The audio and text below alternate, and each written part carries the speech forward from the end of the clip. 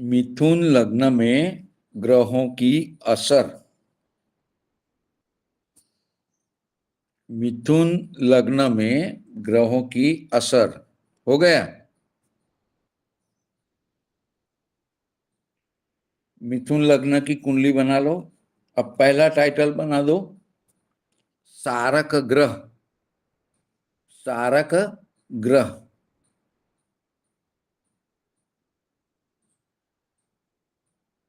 केंद्र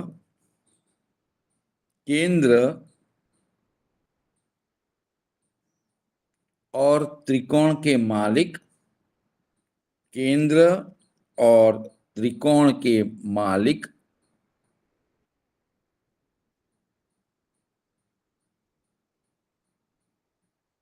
अथवा अथवा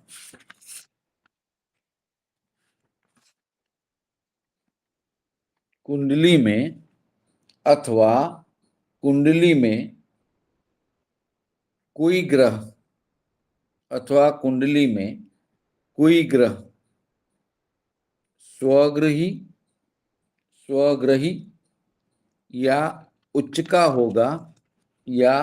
का होगा वो ग्रह सारक ग्रह कहलाएगा। केंद्र और त्रिकोण के मालिक अथवा कुंडली के स्वगृही या उच्च के ग्रह, कुंडली के स्वगृही या उच्च के ग्रह सारक ग्रह कहलाएंगे।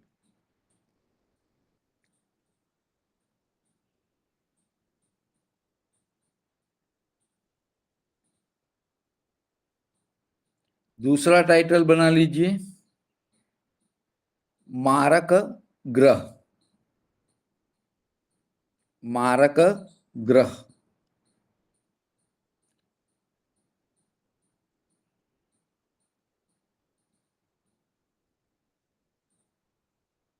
सूत्र के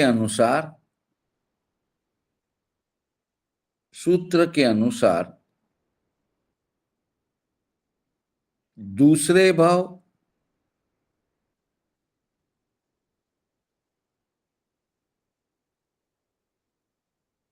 और सातवें भाव का मालिक। दूसरे भाव और सातवें भाव का मालिक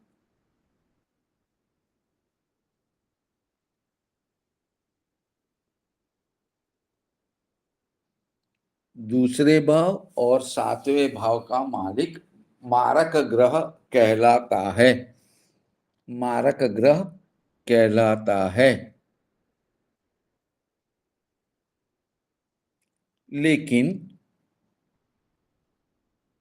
लेकिन मिथुन लग्न में दूसरे भाव में कर्क राशि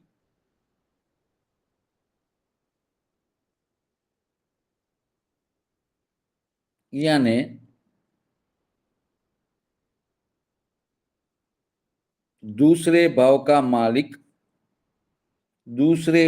मालिक चंद्र है, जिसे मारक दोष नहीं लगता। जिसे मारक दोष नहीं लगता और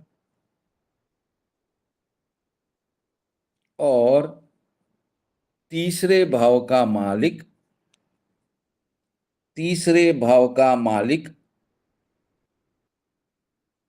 सिंह राशि का मालिक। तीसरे भाव का मालिक सिंह राशि का मालिक सूर्य होता है। जिसे मारक दोष नहीं लगता, मारक दोष नहीं लगता, इसलिए इसलिए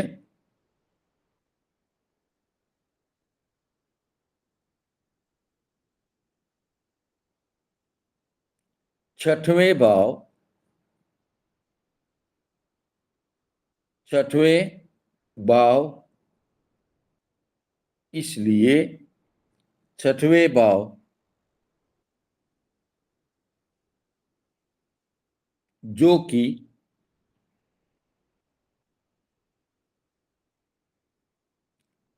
त्रिषणाय अशुभ, जो कि त्रिषणाय अशुभ तथा त्रिषणाय अशुभ तथा 11वें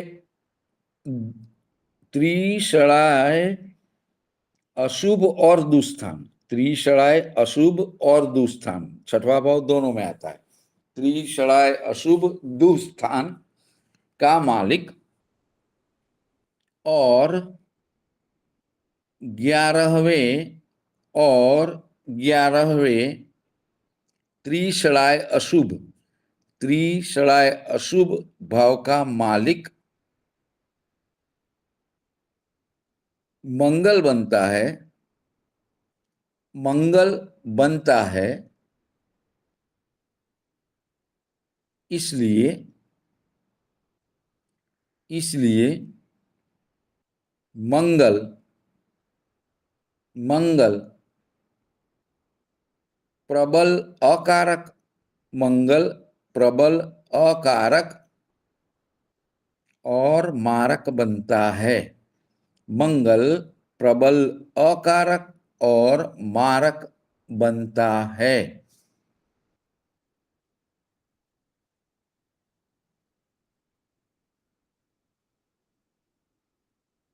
शनि शनि 8वें भाव का मालिक बनता है, शनि 8वें भाव का मालिक बनता है, शनि 8वें भाव का मालिक बनता है, इसलिए शनि भी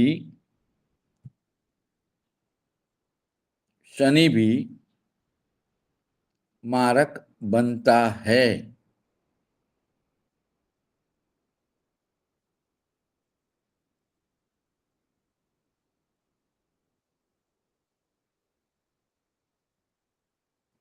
हो गया। बाधक ग्रह, बाधक ग्रह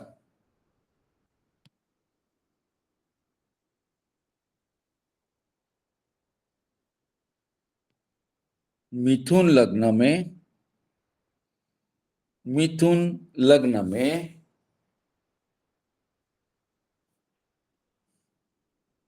लग्न भाव में, लग्न भाव में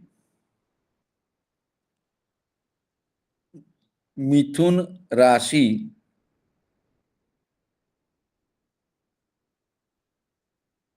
मिथुन राशि जो कि द्विस्वभाव राशि है, जो कि द्विस्वभाव राशि है, इसलिए इसलिए द्विस्वभाव लग्न होता है, इसलिए द्विस्वभाव लग्न होता है। तो सूत्र के अनुसार, सूत्र के अनुसार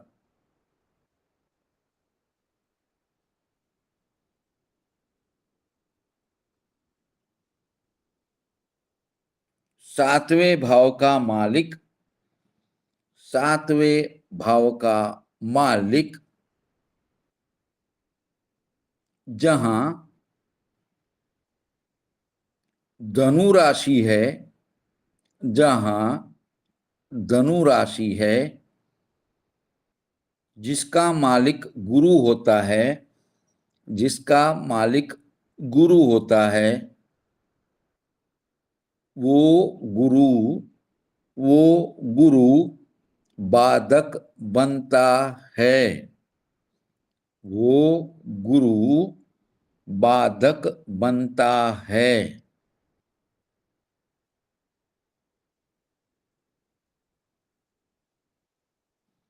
अगला टाइटल बना ले, योग कारक ग्रह। योग कारक ग्रह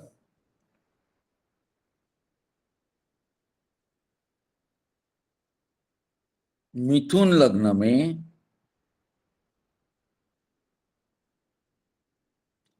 कोई भी ग्रह, कोई भी ग्रह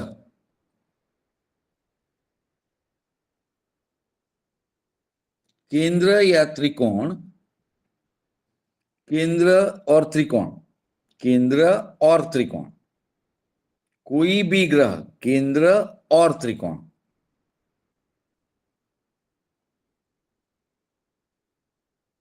दोनों का मालिक, केंद्र और त्रिकोण दोनों का मालिक नहीं बनता है, इसलिए इसलिए कोई भी ग्रह, कोई भी ग्रह योग कारक, योग कारक नहीं बनता है। कोई भी ग्रह योग कारक नहीं बनता है। पैराग्राफ कर दीजिए।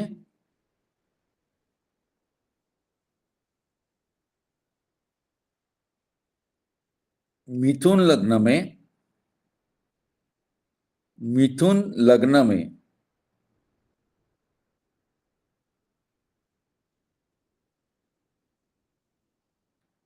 बुध, बुध प्रथम भाव,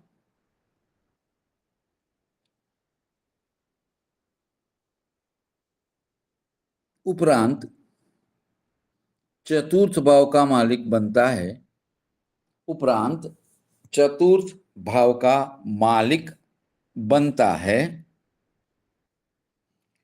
बुध लगने से, बुध लगने से जो दोष रहित होता है, जो दोष रहित होता है, कौमा हमेशा शुभ करने वाला होता है, हमेशा शुभ करने वाला होता है, इसलिए इसलिए बुध शुभ फल देता है।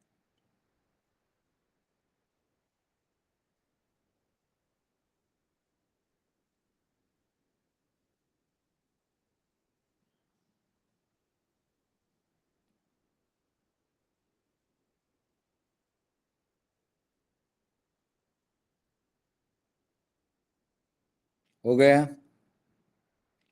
इसी में अगला पैराग्राफ बना लीजिए। मिथुन लग्न में, मिथुन लग्न में शुक्र, शुक्र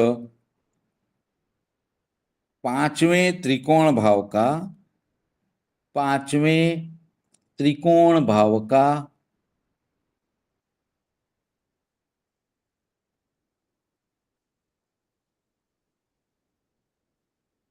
मालिक बनता है।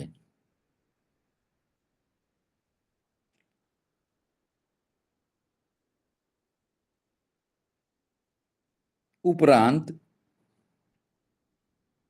उपरांत शुक्र 12वें भाव का भी मालिक बनता है। 12वें भाव का भी मालिक बनता है तो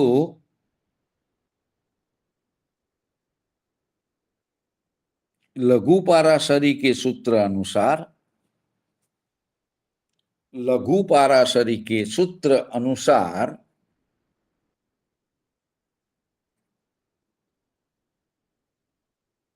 यदि 5वें और 9वें, 5वें और 9वें भाव का मालिक, भाव का मालिक दूसरे और 12वें भाव का, दूसरे और 12वें भाव का मालिक दूसरे और 12वें भाव का मालिक बनता है, बनता है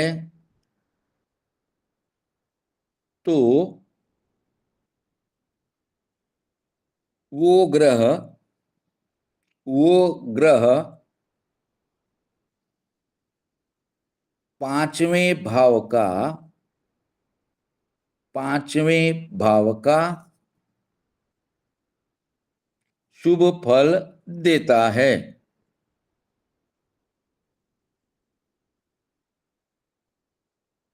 यहां, यहां शुक्र की, शुक्र की मूल त्रिकोण राशि, मूल त्रिकोण राशि तुला 5वें भाव में है, इसलिए शुक्र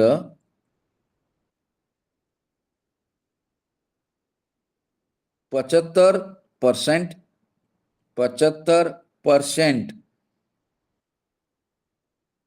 पहले शुभ फल, 75% कौमा पहले शुभ फल पंचम भाव का देगा। इसलिए, इसलिए शुक्र भी, इसीलिए शुक्र भी शुभ फल देता है।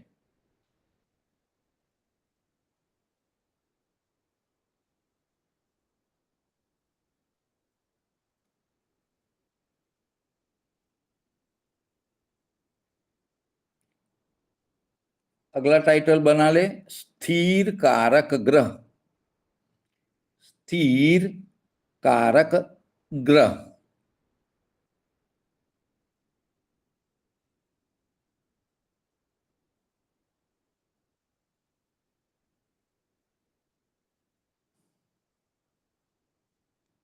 भावों के अनुसार,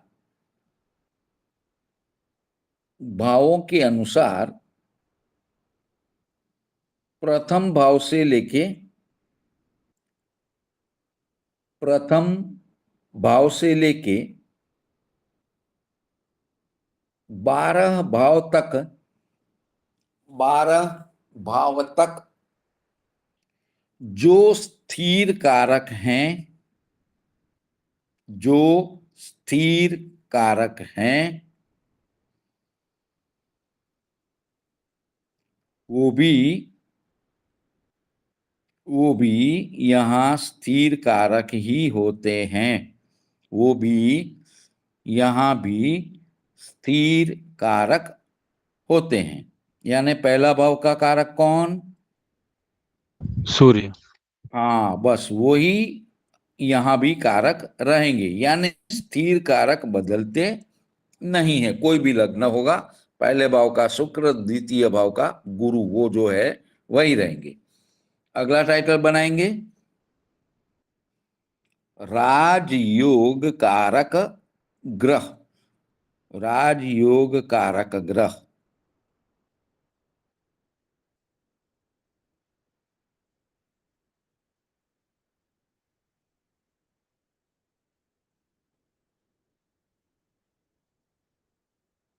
पहले समझ लेंगे कि बुध लगने से दोष रहित है, हमेशा शुभ करने वाला है।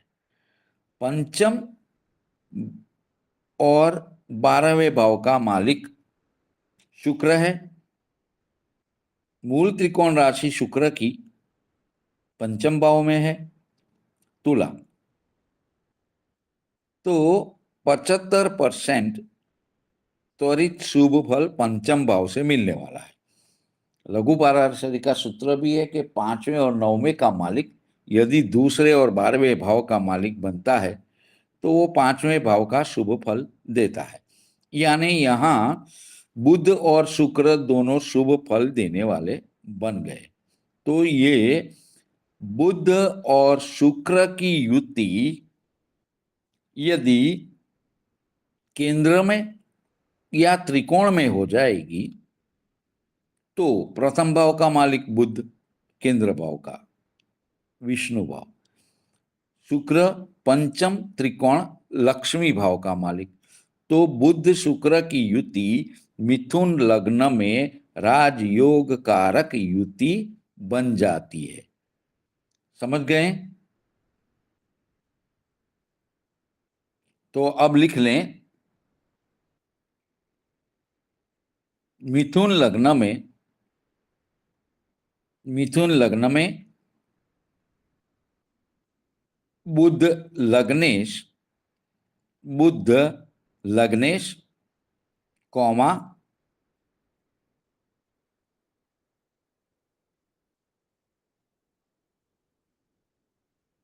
हमेशा शुभ करने वाला, हमेशा शुभ करने वाला,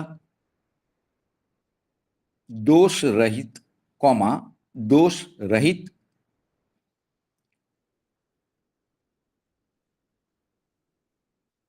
केंद्र यानी विष्णु भाव का मालिक, केंद्र यानी विष्णु भाव का मालिक, उपरांत शुक्र, शुक्र पांचवें त्रिकोण, पांचवें त्रिकोण कौमा लक्ष्मी स्थान का मालिक, कौमा लक्ष्मी स्थान का मालिक,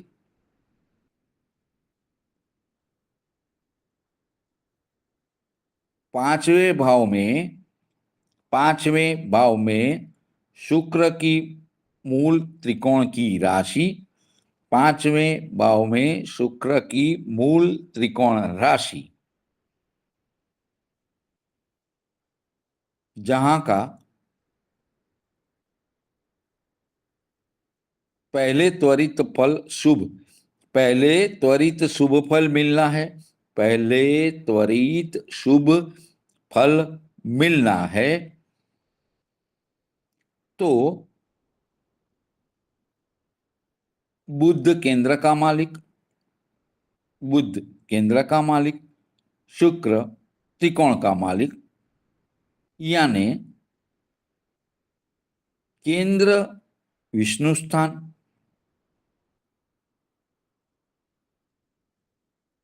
त्रिकोण लक्ष्मी स्थान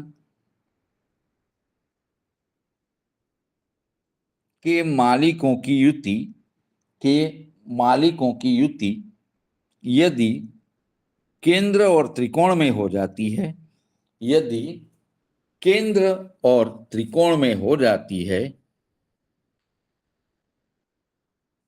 तो यहां बुध और शुक्र की युति, बुध और शुक्र की युति राजयोग कारक फल देने वाली बन जाती है। तो यहां बुध और शुक्र की युति राजयोग कारक फल देने वाली बन जाती है।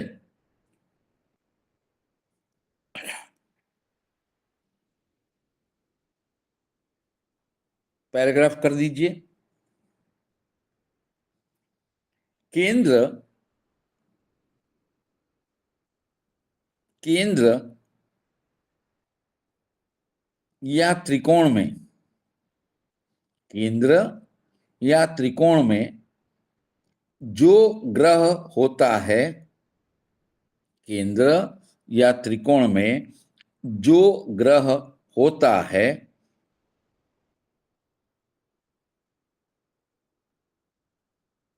वो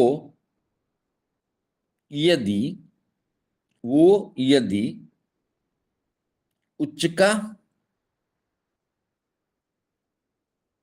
या स्वगृही होता है, उच्चका या स्वगृही होता है, वो भी राजयोग कारक होता है, वो भी राजयोग कारक होता है।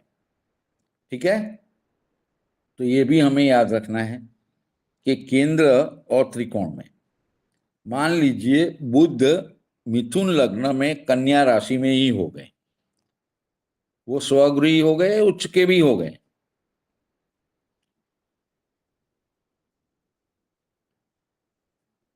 और शुक्र जो है तुला राशि में स्वगृही हो गए, तो यहां बुध और शुक्र दोनों राजयोग कारक बन गए।